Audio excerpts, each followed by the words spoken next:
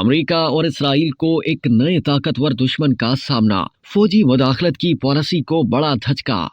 مغربی ممالک کی جانب سے گزشتہ کئی دہائیوں سے اختیار کردہ فوجی مداخلت کی پالیسی کو ایک زبردست دھچکا لگا ہے، جسے مغربی ممالک کی بڑی ناکامی بھی سمجھا جا رہا ہے، اور وہ یہ ہے کہ یمن کی مسلح تحریک انصار اللہ یعنی حوثیوں نے اسرائیل اور غزہ کے جاری تنازع میں خود کو ایک فعال فریق کے طور پر شامل کر لیا ہے۔ پہلے تو حوثی باغیوں نے اسرائیل کی جانب چھوٹے موٹے حملے کر کے بیلسٹک اور کروز میزائل فائر کر کے کارروائیوں میں شامل ہونے کی کوشش کی، لیکن اب اس تنظیم نے بحر احمر میں اسرائیلی بحری جہازوں کی آمد و رفت کو بند کرنے کے لیے اقدامات شروع کر دیے ہیں، اور ساتھ ہی یہ اعلان بھی کر دیا ہے کہ اسرائیل کے شہر ایلات کی بندرگاہ جانے والے بحری جہاز اور کشتیوں کے لیے یہ راستہ بند کر دیا گیا ہے۔ حوثی باغیوں کی جانب سے چند بحری جہازوں پر قبضہ کرنے اور دیگر پر ڈرون حملے کرنے کے بعد ایلات بندرگاہ پر سرگرمیاں 85% تک کم ہو گئی ہیں۔ بین الاقوامی اور اسرائیلی بحری جہازوں نے بھی حفاظتی اقدامات کرتے ہوئے طویل بحری راستوں کا سفر اختیار کرنا شروع کر دیا ہے، اور کچھ معاملات میں یہ راستے عمومی اوقات سے 12 دن زیادہ وقت لے رہے ہیں، جس سے اخراجات میں ہوش ربا اضافہ ہو گیا ہے۔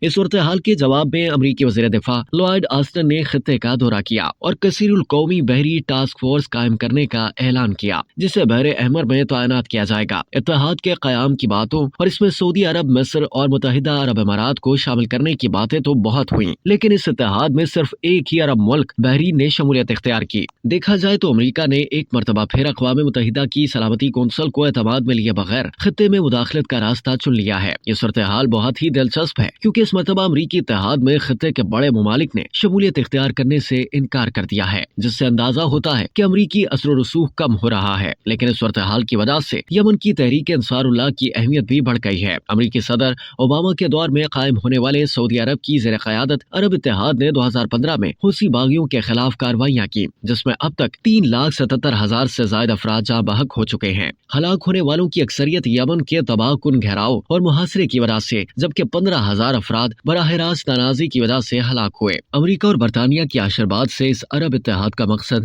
اقتدار اور یمن کے دارالحکومت صنعا سے انصار اللہ کو ہٹانا تھا۔ اگرچہ انصار اللہ کو عالمی طور پر تسلیم نہیں کیا جاتا، لیکن یہ بھی ایک حقیقت ہے کہ ملک کے 80% حصے پر اسی تنظیم کا کنٹرول ہے۔ تنظیم کو 2/3 افواج کی حمایت حاصل ہے۔ انصار اللہ واحد عرب تحریک ہے جس کے پاس تمام ریاستی اثاثہ جات کا کنٹرول ہے، جبکہ ملک کی فوج اسرائیل کے ساتھ جاری تنازع میں حصہ لے رہی ہے۔ امریکہ نے یمن میں انصار اللہ کا اقتدار ختم کرنے کی کوشش کی، لیکن ان کوششوں کا نتیجہ یہ نکلا کہ انصار اللہ ایک ایسا سخت جان جنگی گروپ بن گیا جس نے اتنی ترقی کی کہ اس کی صلاحیت 2015 میں تنازع شروع ہونے سے زیادہ بڑھ گئی۔ 2021 میں امریکی صدر جو بائیڈن نے یمن میں جنگ ختم کرنے کا وعدہ کیا، لیکن یمن اور سعودی عرب کے درمیان معاہدہ کرانے کی بجائے وعدہ توڑ کر اسرائیل اور سعودی عرب کے درمیان معاہدہ کرانے کی کوشش کی۔ واشنگٹن میں بیٹھے پالیسی سازوں کو یہ فیصلہ بہت مہنگا پڑ رہا ہے۔ غزہ کی جنگ میں اسرائیل کی پشت پناہی کرتے ہوئے امریکہ نے یہ بتایا کہ اسرائیلی وزیر اعظم بنجامن نیتن یاہو کی حکومت کس قدر کارروائیاں کر سکتی ہے، اور ان کارروائیوں کی کوئی حد مقرر نہیں ہے۔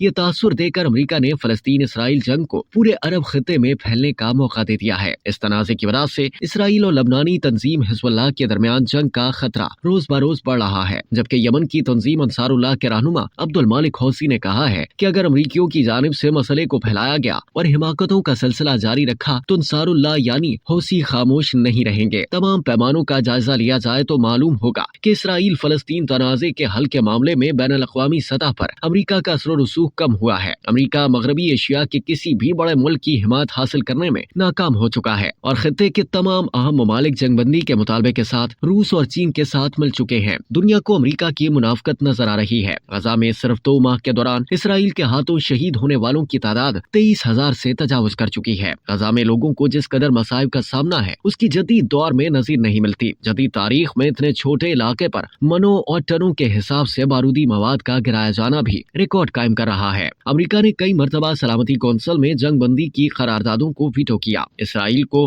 غیر مشروع طور پر اور لامحدود حمایت فراہم کی، اور اب یمن کے خلاف جنگ کے لیے مغربی ممالک کو اتحاد میں شمولیت کے لیے دھمکایا جا رہا ہے۔ دیکھا جائے تو مسئلے کا حل بہت آسان ہے۔ انصار اللہ نے کہا ہے کہ غزہ پر جنگ ختم ہونے پر اسرائیل جانے والے بحری جہازوں کی ناکہ بندی ختم ہو جائے گی۔ واشنگٹن جنگ کو روکنے کی صلاحیت رکھتا ہے، لیکن ایسا کرنے سے انکاری ہے، جبکہ یمن کے خلاف اس کی دھمکیاں کشیدگی کو بڑھانے کے سوا کچھ نہیں کریں گی۔